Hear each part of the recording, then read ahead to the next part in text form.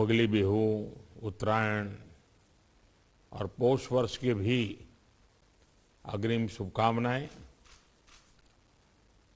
100 साल की सबसे बड़ी महामारी से भारत की लड़ाई अब तीसरे वर्ष में प्रवेश कर चुकी है। परिश्रम हमारा एकमात्र पथ है और विजय एकमात्र विकल्प। हम 130 करोड़ भारत के लोग अपने प्रयासों से कोरोना से जीतकर अवश्य निकलेंगे। और आप सबसे जो बातें मैंने सुनी हैं उसमें भी वही विश्वास प्रकट हो रहा है। अभी ओमिक्रॉन के रूप में जो नई चुनौती आई है, जो केसों की संख्या बढ़ रही है, उसके बारे में हेल्थ सेक्रेटरी की तरफ से विस्तार से हमें जानकारी दी गई है। अमित शाह जी ने भी प्रारंभ में कुछ बातें हमारे सामने रखी है। आज अनेक मुख्यमंत्री समुदाय की तरफ से भी, और वो भी हिंदुस्तान के अलग अलग कोने के, काफी महत्वपूर्ण बातें हम सबके सामने आई है। साथियों, ओमिक्रॉन को लेकर पहले जो संशय की स्थिति थी वो अब धीरे धीरे साफ हो रही है। पहले जो वेरिएंट थे उनकी अपेक्षा में कई गुना अधिक तेजी से ओमिक्रॉन वेरिएंट सामान्य जन को संक्रमित कर रहा है। अमेरिका जैसे देश में एक दिन में 14 लाख तक नए केसेस सामने आए हैं। भारत में हमारे वैज्ञानिक और हेल्थ एक्सपर्ट्स हर स्थिति और आंकड़ों का लगातार अध्ययन कर रहे हैं। ये बात साफ है, हमें सतर्क रहना है, सावधान रहना है, लेकिन पैनिक की स्थिति न आए इसका भी हमें ध्यान रखना ही होगा। हमें ये देखना होगा कि त्योहारों के इस मौसम में लोगों की और प्रशासन की अलर्टनेस कहीं से भी कम न पड़े। पहले केंद्र और राज्य सरकारों ने जिस तरह प्रिएम्प्टिव, प्रोएक्टिव और कलेक्टिव अप्रोच अपनाई है, वही इस समय की जीत का मंत्र है। कोरोना संक्रमण को हम जितना सीमित रख पाएंगे, परेशानी उतनी ही कम होगी। हमें जागरूकता के फ्रंट पर साइंस आधारित जानकारियों को बल देने के साथ ही अपने मेडिकल इंफ्रास्ट्रक्चर को, मेडिकल मैन पावर को स्केल अप करते ही रहना पड़ेगा। साथियों, दुनिया के अधिकतर एक्सपर्ट्स का कहना है कि वेरिएंट चाहे कोई भी हो, कोरोना से लड़ने का सबसे कारगर हथियार वैक्सीन ही है। भारत में बनी वैक्सीन तो दुनिया भर में अपनी श्रेष्ठता सिद्ध कर रही है। ये हर भारतीय के लिए गर्व का विषय है कि आज भारत लगभग 92% वयस्क जनसंख्या को पहली डोज दे चुका है। देश में दूसरी डोज की कवरेज में भी 70% के आसपास पहुंच चुके हैं।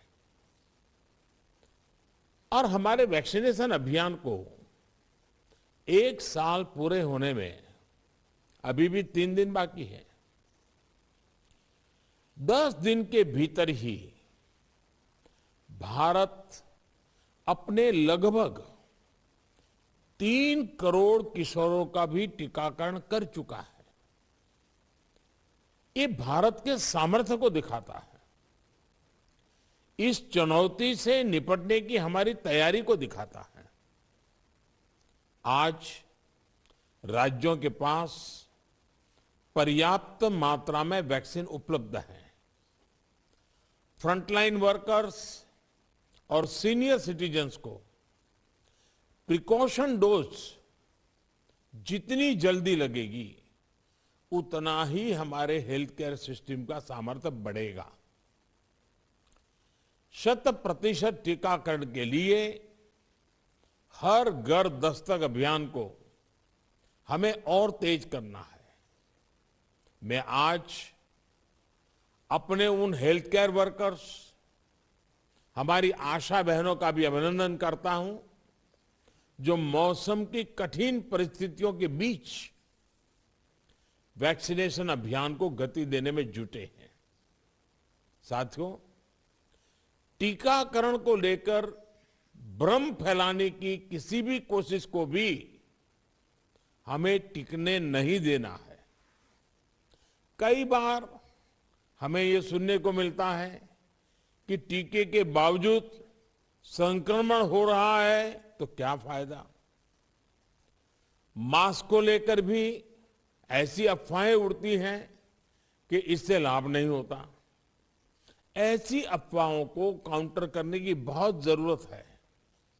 साथियों, कोरोना से इस लड़ाई में हमें एक और बात का बहुत ध्यान रखना होगा। अब हमारे पास कोरोना से लड़ाई का 2 साल का अनुभव है। देशव्यापी तैयारी भी है। सामान्य लोगों की आजीविका, आर्थिक गतिविधियों को कम से कम नुकसान हो, अर्थव्यवस्था की गति बनी रहे, कोई भी रणनीति बनाते समय हम इन बातों को जरूर ध्यान में रखें। ये बहुत आवश्यक है और इसलिए लोकल कंटेनमेंट पर ज्यादा फोकस करना बेहतर होगा। जहां से ज्यादा केस आ रहे हैं, जहां ज्यादा से ज्यादा और तेजी से टेस्टिंग हो, ये सुनिश्चित करना भी आवश्यक है। इसके अलावा हमें यह भी सुनिश्चित करना होगा कि होम आइसोलेशन में ही ज्यादा से ज्यादा ट्रीटमेंट हो सके।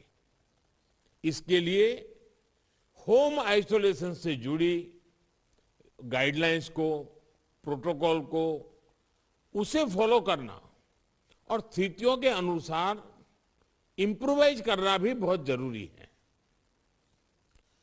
होम आइसोलेशन के दौरान ट्रैकिंग और ट्रीटमेंट की व्यवस्था जितनी बेहतर होगी उतना ही अस्पतालों में जाने की आवश्यकता कम होगी।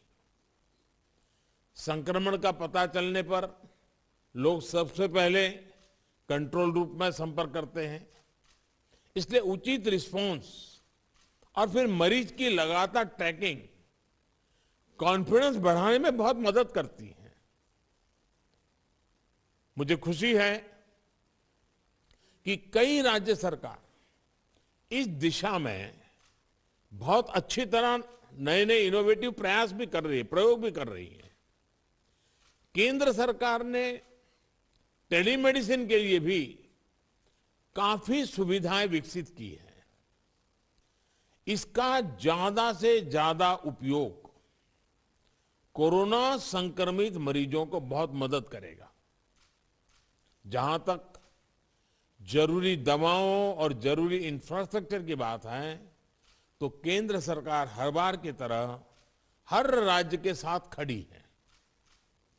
5-6 महीने पहले 23,000 करोड़ रुपए का जो विशेष पैकेज दिया गया था, उसका सदुपयोग करते हुए अनेक राज्यों ने हेल्थ इंफ्रा को सशक्त किया है। इसके तहत देश भर मेडिकल कॉलेज और जिला अस्पतालों बच्चों के लिए 800 से अधिक विशेष पीडियाट्रिक केयर यूनिट स्वीकृत हुए हैं। करीब 1.5 लाख नए ऑक्सीजन, आईसीयू और एचडीयू बेड तैयार किए जा रहे हैं। 5,000 से अधिक विशेष एम्बुलेंस और 950 से अधिक liquid medical oxygen storage tank की कैपेसिटी जोड़ी है। इमरजेंसी इंफ्रास्ट्रक्चर की कैपेसिटी को बढ़ाने के लिए ऐसे अनेक प्रयास हुए हैं, लेकिन हमें इस इंफ्रास्ट्रक्चर का विस्तार करते रहना है। कोरोना को हराने के लिए हमें अपनी तैयारियों को कोरोना के हर वेरिएंट से आगे रखना होगा। ओमिक्रॉन से निपटने के साथ ही हमें आने वाले किसी और संभावित वेरिएंट के लिए भी अभी से तैयारी शुरू कर देनी है।